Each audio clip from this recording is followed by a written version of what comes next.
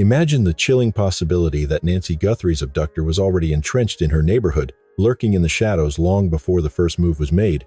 He was not a distant threat or a stranger from across the city, but a presence on her very street, potentially hiding in a house that fell silent just days before she vanished.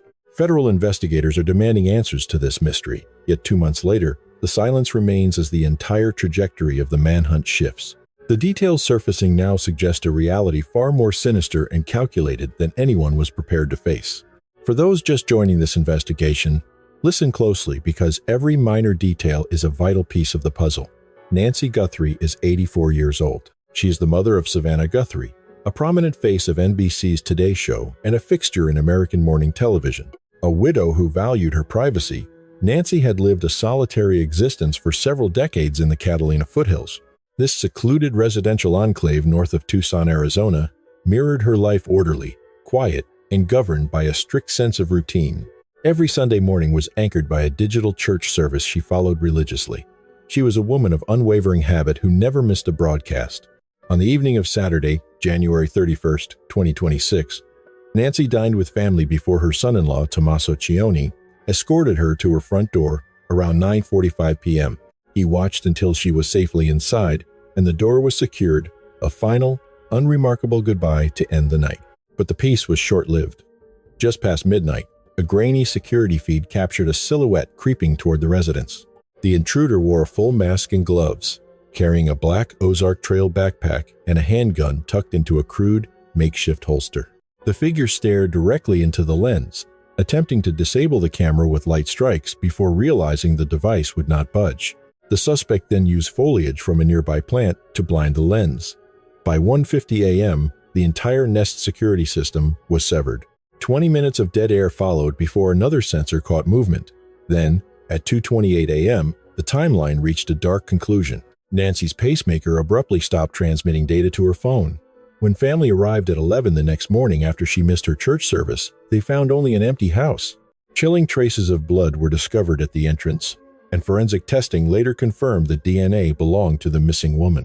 Pima County Sheriff Chris Nanos officially classified the disappearance as a kidnapping, prompting the FBI to take over the case within hours.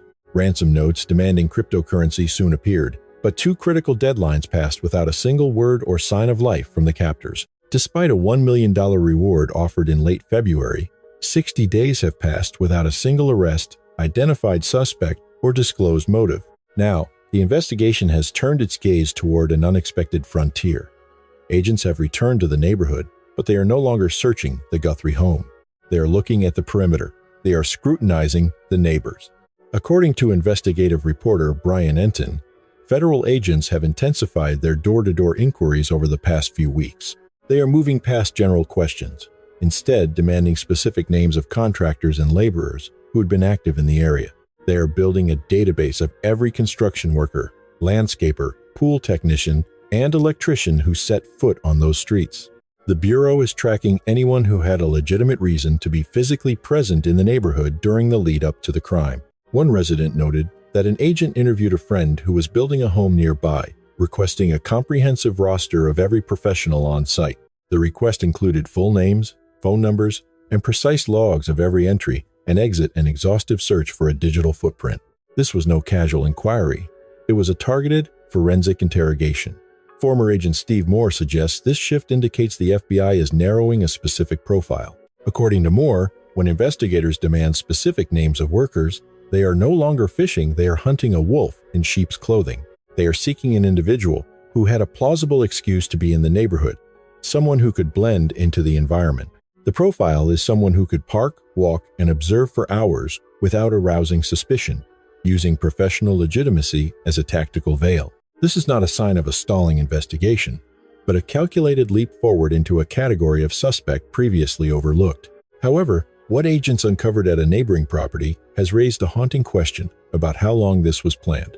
Neighbors informed the Bureau that a residence situated near Nancy's was suddenly vacated just before she disappeared. The occupants left in a hurry, vanishing without a trace. There were no explanations or farewells. They simply packed their lives and vanished. A timeline that aligns perfectly with the kidnapping. That house became a hollow shell only days before Nancy was taken from her home.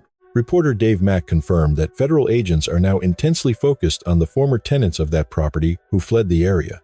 The theory emerging from this discovery is as calculated as it is deeply unsettling. Bob Krieger, a veteran SWAT commander with decades of experience in high-risk tactical operations, explained the strategic significance of a vacant home. He notes that an unoccupied residence near a target is the ultimate staging ground for a predator. Such a location functions as a sterile hub for long-term observation, tactical preparation, and a covert retreat. From that vantage point, the suspect could have mapped Nancy's every move in total secrecy, waiting for the perfect moment to strike. They tracked her habits, the flick of a light switch, her departures, and every visitor who crossed the threshold. They needed a plausible reason to linger, perhaps posing as a new tenant or a maintenance worker on site. An abandoned property nearby could serve as a perfect, undetected nest for hidden monitoring equipment. It served as a tactical cloak, and it was grounded in more than just theory. A neighbor, Aldine Meister, had already noticed something chilling long before the situation escalated. Roughly 3 weeks before the incident, she spotted a stranger drifting through the quiet streets. Hiding under a low brim, he stood motionless, fixated on NY's residents with a terrifying, calculated intensity. Meister found the behavior peculiar, but eventually dismissed it as a fleeting neighborhood oddity. Only after Nancy vanished did the timeline align with that same masked figure from the January 11th footage. One detail stands out. During that initial scouting mission, the intruder carried no weapons or gear. He was purely observing, probing for weaknesses, charting camera angles, and dissecting the home's security perimeter. This reconnaissance becomes even more disturbing when compared to the actual data from NY's own surveillance. Federal agents eventually retrieved digital fragments from 3 specific cameras positioned around the property. One watched the pool and yard, while another kept a mechanical eye on the driveway and side entrance. The third sat at the front door, recording the viral image of the masked man now known worldwide. These were not fluid recordings, but rather low-resolution snapshots pulled from the system's memory. Each image was a brief, automated capture triggered whenever the sensors detected a shift in motion.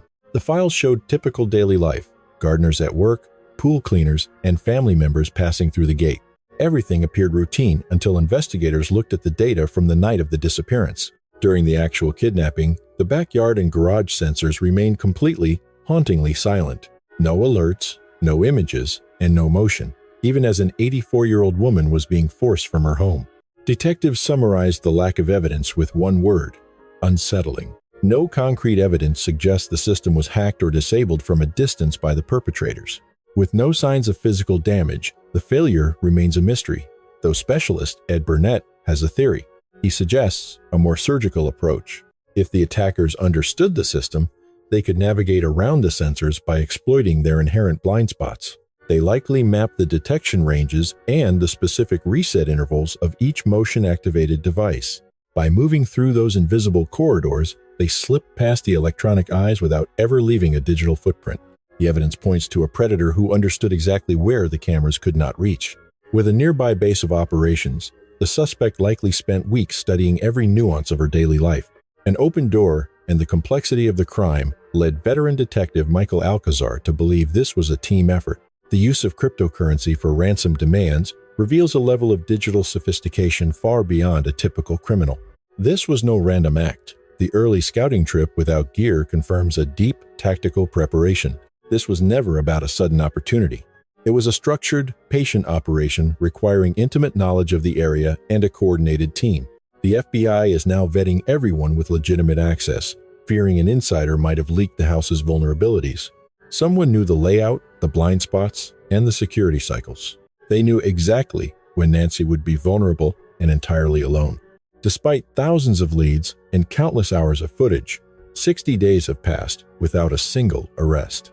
Her pacemaker sent its final heartbeat at 2:28 a.m. on February 1st, 2026. Savannah Guthrie abandoned her Olympic duties, racing back to Arizona to search for the mother who vanished. While the family waits and the sheriff faces rising pressure, Nancy Guthrie remains a ghost in the desert. Federal investigators maintain that this case is still hot and will remain open until she is brought home. If you know anything, call 1-800-CALL-FBI immediately. Reach out at 520-351-4900 or visit tips.fbi.gov. A mole within the staff? or a resident facilitating entry. The subject identified every surveillance blind spot. Hypotheses are welcome below. Even one minor detail might resolve this enigma. The initial briefing regarding this case remains essential viewing. The provided link leads to all subsequent investigative findings. Shadows do not just hide secrets, they hide our silence. The heartbreaking disappearance of Nancy Guthrie is more than a chilling mystery. It is a clarion call to our collective conscience. At 84, Nancy represented the grace of a generation that deserves our fiercest protection, yet she became a ghost in the very place she called home. This tragedy teaches us a haunting truth. Technology is a tool, but community is a shield. We drape our houses in sensors and cameras, yet we often forget the most powerful security system of all, each other. A grainy lens can be blinded, and a digital signal can be severed, but a vigilant neighbor's intuition is irreplaceable. We must look closer. When a stranger lingers or a house falls unnaturally silent, do not look away. Our elders, the anchors of our families, should never have to face the darkness alone. Let Nancy's story transform our passive observation into active compassion. Check on your neighbors. Honor your parents.